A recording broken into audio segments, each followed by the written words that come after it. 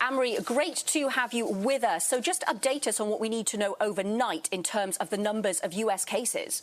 Yeah, we got that latest data from Johns Hopkins now with the U.S. overtaking China, where the outbreak began on the number of confirmed cases. Nearly 86,000 confirmed cases in the United States. Half of those are coming from New York State. New York is quickly and most definitely becoming the epicenter of the pandemic in the United States. Other hotspots, we're seeing a lot more numbers tick up in New Jersey as well as California. And on top of that as well, smaller hotspots like Michigan and Illinois. And to the north of us, Canada, their cases surged 72%. The concern, though, Nara, is that now this will accelerate even more in the United States.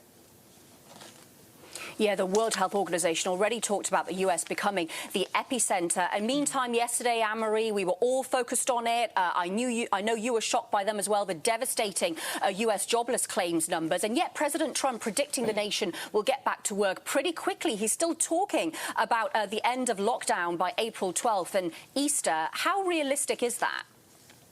Yeah, what he's talking about with governors, and he wants to have these guidelines set for local leaders about basically some counties that could get back to work where we're not seeing the high number of infection rates like we are seeing in New York.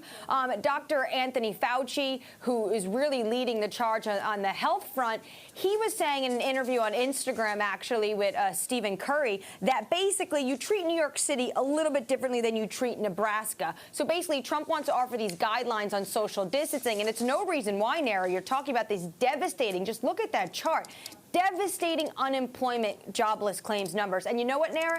Everyone I'm talking to says it can get even worse because some people couldn't even get on the line. And that's one of the reasons why when this number came out, it came out just about an hour or so after we heard from Jay Powell. And he didn't go on Bloomberg TV or CNBC. He went on the Today Show, Nara. He was clearly trying to reach a broad set of Americans who don't normally watch his press conference. And his message, which is quite different from Trump's, was that we cannot get Americans back to work as long as the virus is spreading. He said the virus is going to dictate that timetable. And Nara, his other big message to the American people was that the Fed is not out of ammunition.